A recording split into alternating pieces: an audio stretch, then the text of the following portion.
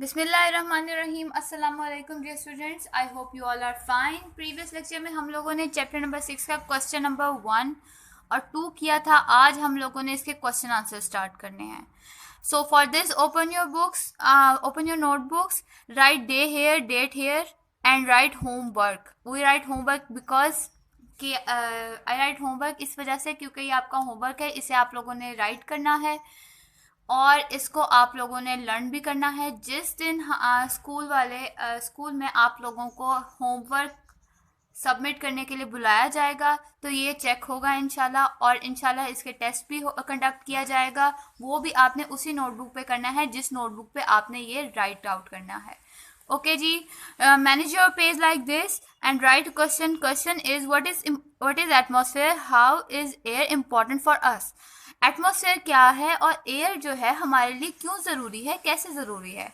And the answer is, first of all heading देनी है हमने एटमॉस्फेयर की, because it is a definition. So लिखेंगे हम, air covers the earth like a thick blanket, this blanket of air is called atmosphere. Air ने हमारी अर्थ को, हमारे प्लैनेट को एक ब्लैंकेट की तरह कवर किया हुआ है। इस वक्त दुनिया का कोई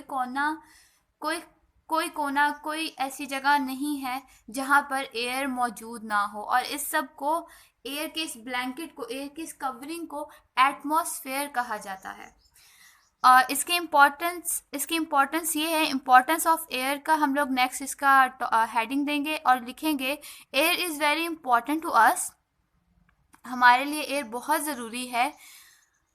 we breathe in air, we can't live without it. Human beings और प्लांट्स और जो एनिमल्स हैं, ये सब क्या है, we can't live without air. Air के अंदर से हम लोग ऑक्सीजन लेते हैं, हम लोग उसमें से अपनी प्लांट्स कार्बन डाइऑक्साइड लेते हैं। ये सब कुछ लेके ही हम लोग सांस, इसके बगैर हम लोग नहीं जी सकते। ऑक्सीजन अगर नहीं होगी तो इंसान कैसे सरवाइव करेगा। हम लोग ऑक्सीजन की मदद से ही जिंदा रहते हैं, as you all knows that. आगे चलते हैं। Air is needed for burning. Air को इस्तेमाल किया जाता है बर्निंग के लिए। जैसे कि मैंने आपको बताया था कि एयर में 78% नाइट्रोजन पाई जाती है, 21% ऑक्सीजन, 0.03 टू 0.04% जो सी है कार्बन डाइऑक्साइड होती है। इसके अलावा अदर गैसेस में डस्ट पार्टिकल और आर्गन यूरेनियम टाइप ये सब मौजूद होते हैं। तो एयर बर्निंग के लिए मदद करती है ऑक्सीजन की वजह से। ऑक्सीजन जलाने में, सुलगाने में मदद देती है। ऑक्सीजन जो होती है वो खुद बर्न नहीं होती, लेकिन ऑक्सीजन मदद देती है आग को मज़ीद जलने में। जब आग जल रही होती है तो इसमें ऑक्सीजन उसको मज़ीद जलाने में मदद देती है। आगे है जी, plant use air to make food. Plant जो से हैं वो एयर में से कार्बन डाइऑक्साइड लेते हैं ताकि वो अपनी खुराक बना सकें, और इसके अलावा रिस्पिरेशन में भी उनको यही चीज़ मदद देती है। कार्बन डाइऑक्साइड और ऑक्सीजन प्लांट्स को रिस्पिरेशन में हेल्प करती हैं। ये सब हम लोग प्रीवियस में पढ़ चुके हैं। आप लोगों ने इस क्वेश्चन को ज़रूर लिखना है, इसके अलावा इसे याद भी करना है। इंशाल्लाह कल हम नेक्स्ट क्वेश्चन करेंगे। अपना ख्याल रखिएगा। अल्लाह हाफिज़। बिस्मिल्लाहिर्रहमानिर्रहीम। अस्सलाम वालेकुम सिक्स क्लास। उम्मीद है बेटा आप सब खैरियत से होंगे। जी बेटा, हम पढ़ रहे हैं उर्दू, और उर्दू में आज हम पढ़ेंगे। जी बेटा, आज हमने करनी है सरगर्मी नंबर 7। दिए गए अल्फाज के मुतरादिफ लिखें। गुर, असूल, फूट, बिगाड़, एका, इत्तफाक, झगड़ा, लड़ाई, मिलाप, ताल्लुकात या मेलजोल, मिसल, कहावत। नेक्स्ट है नज़म इत्तफाक का मरकज़ी ख्याल बयान करें। मरकज़ी ख्याल क्या, आपने इसमें शॉर्ट सा बताना है कि इस नज़म में आपने क्या सीखा या क्या पढ़ा। तो हमने क्या पढ़ा इसमें और क्या हमें सीखने को मिला कि हमें इत्तफाक के साथ रहना चाहिए, मिलजुल कर रहना चाहिए, लड़ाई झगड़ा नहीं करना चाहिए। जो इत्तफाक से नहीं रहते तो उनमें लड़ाई झगड़े होते हैं, वो अपना काम सही से नहीं कर पाते। जो मिलजुल कर रहते हैं उनके काम में आसानी भी होती है, और कि हमें आज का काम कल पर नहीं छोड़ना चाहिए, रोज़ का काम रोज़ करना चाहिए। ठीक है बेटा, ये आपकी सेल्फ राइटिंग है, ये आपने खुद से लिखना है अपने नोटबुक्स के ऊपर डेट और डे मेंशन करके। नज़म इत्तफाक का मरकज़ी ख्याल। नेक्स्ट है अस्मा की तस्कीर व तानीस। किसी शख्स, जगह या चीज़ का नाम इसम कहलाता है। जिन्स के लिहाज से इसम की दो किस्में हैं, मुज़क्कर और मुअन्नस। मुज़क्कर और मुअन्नस को देखते हुए हमने कुछ जुमले सॉल्व करने हैं। जी बेटा ये हैं जुमले। मैंने टिकट खरीद ली है, मैंने टिकट खरीद लिया है। बारिश से गली में कीचड़ हो गया, बारिश से गली में कीचड़ हो गई। हारिस हमेशा सच बोलती है, हारिस हमेशा सच बोलता है। लड़कों ने टीवी देखी, लड़कों ने टीवी देखा। बाग में हरा हरा घास उग आया है, बाग में हरी हरी घास उग आई है। मैंने फुटबॉल खेली, मैंने फुटबॉल खेला। जी बेटा आपने ये जो सारी सरगर्मियाँ हैं ये अपनी नोट बुक के ऊपर फिलअप करनी है, और जो मरकज़ी ख्याल है वो आपने डेट और डे मेंशन करके बुक के ऊपर राइट करना है, और इसको अच्छा सा राइट करना है। जब आप लोग स्कूल में नोटबुक्स भिजवाएंगे तब मैं ये लाजमी चेक करूँगी, और इसको आपने लर्न भी करना है बाकी इंशाल्लाह। और ये आपका चैप्टर हो गया है कंप्लीट। नेक्स्ट लेक्चर में आपके इस चैप्टर का होगा टेस्ट। आपने ये चैप्टर अच्छे से सारा दोबारा से रीड आउट करना है, इसके क्वेश्चन आंसर, इसकी एक्सरसाइज दोबारा से सारी रिवाइज करनी है। ठीक है बेटा, टेस्ट की अच्छे से तैयारी करिएगा। तब तक के लिए अपना ख्याल रखिएगा। फ़ी अमानिल्लाह, अल्लाह हाफिज़। बिस्मिल्लाहिर्रहमानिर्रहीम। अस्सलामु अलैकुम dear students, I hope you all will be fine, safe and sound at your homes. आज हम एक्सरसाइज 7.2 का क्वेश्चन नंबर 10 सॉल्व करेंगे। इसमें हमारे पास जो स्टेटमेंट दी हुई है वो क्या है, नूर स्पेंड्स ₹1440 आउट ऑफ ₹2000। यानी कि नूर के पास जो है वो 2000 रुपये हैं, जिसमें से उसने 1440 रुपये जो हैं वो ख़र्च कर लिए हैं। एंड सेव्स रिमेनिंग, और जो बाकी थे वो उसने सेव कर लिए हैं, अपने पास बचा लिए हैं।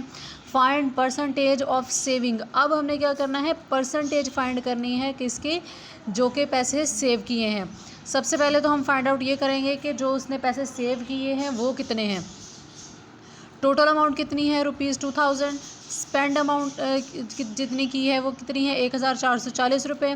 सेव्ड अमाउंट में हम क्या करेंगे, टोटल में से जो स्पेंडिंग अमाउंट है वो हम माइनस कर देंगे, तो हमारे पास सेव्ड अमाउंट आ जाएगी, वो कितनी है, 560 rupees.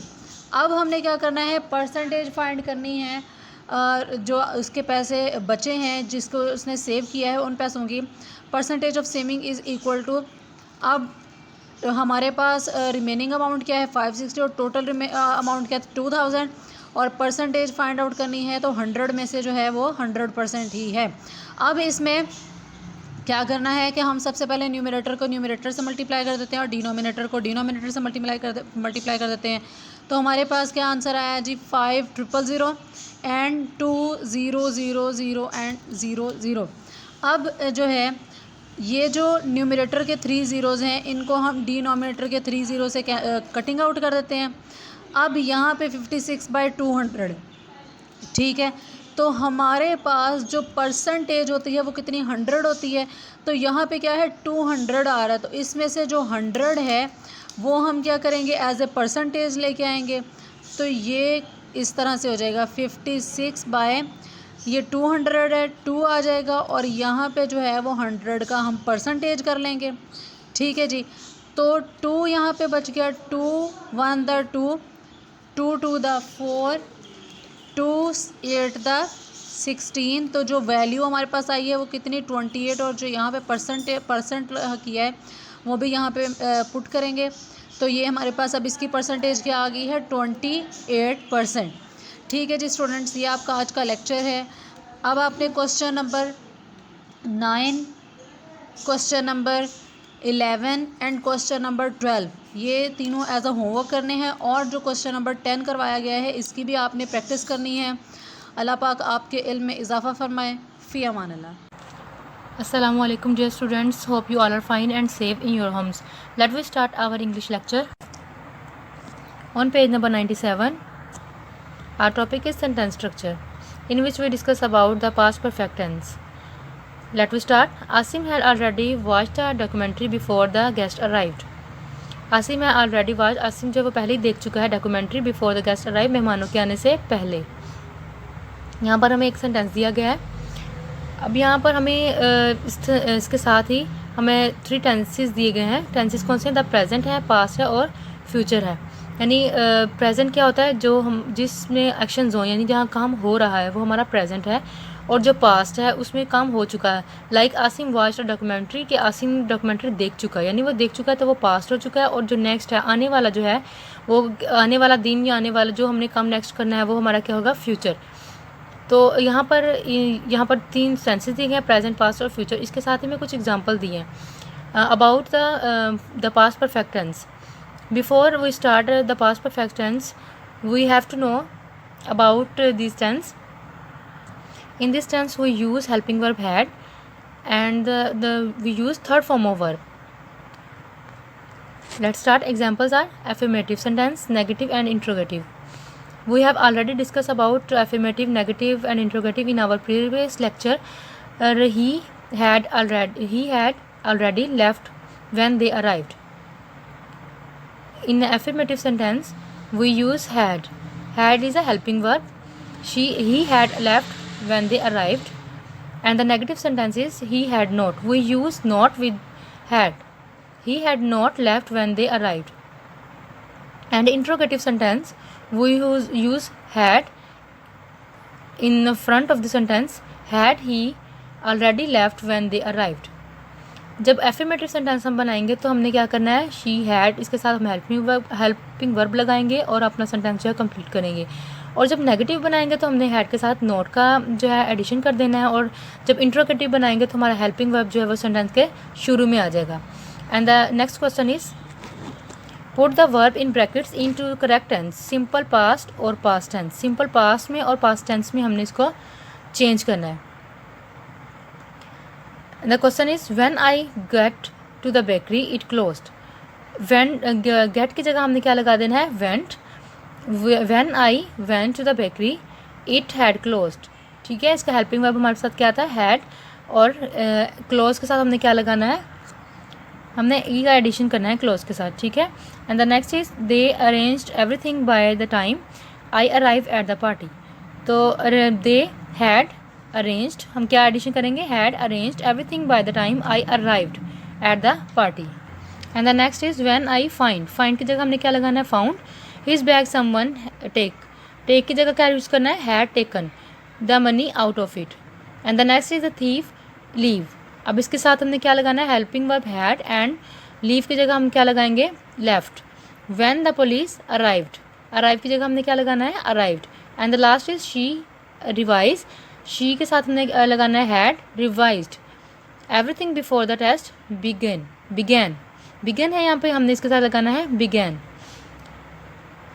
So the next question is related to the our previous question. After completed above sentences change some into negative and interrogative form. अब हमने इनको चेंज करने के बाद हमने इनको किस में चेंज करना है, नेगेटिव में और इंट्रोगेटिव में। उसका तरीकाकार क्या है, For this prepare your notebook. After preparing your notebook write affirmative form, negative form and interrogative form. In affirmative form आपने जो बुक में अपनी जो चेंज की हैं सेंटेंसेस आपने वो यहाँ राइट करेंगे affirmative form में। The first is when I went to the bakery it had closed. And the next is they had arranged everything by the time I arrived at party. इसी तरह आपने सी, D और ई को भी आपने यहाँ अपनी नोटबुक्स पर राइट करना है। And the next is negative form. इनको हमने जो सेंटेंसेस एफर्मेटिव फॉर्म में है उनको हमने नेगेटिव में चेंज करना है। Like when I went to the bakery it had not closed, we use not with had के साथ हमने क्या यूज़ किया है, not, for to make sentence negative form. And the next is they had not arranged everything by the time I arrived at the party. Like आप लोगों ने इसी तरह जो है वो सी, डी और ई भी सॉल्व करना है। And the next is interrogative form. In interrogative form had it closed when I went to the bakery. अब हमने क्या किया है, हेल्पिंग वर्ब हमारा शुरू में चला गया है हैड, और फिर हमने इसके साथ आगे नेक्स्ट सेंटेंस जो है वैसे का वैसे ही आएगा। इसी तरह नेक्स्ट है हैड दे अरेंज्ड, और इसी तरह आपने अपना सेंटेंस पूरा करना है। आपने इसी तरह सी, डी और ई को भी पूरा करना है और अपनी नोटबुक्स पर नोट डाउन करना है। आवर पीरियड इज़ ओवर, फी अमानिल्लाह स्टूडेंट्स।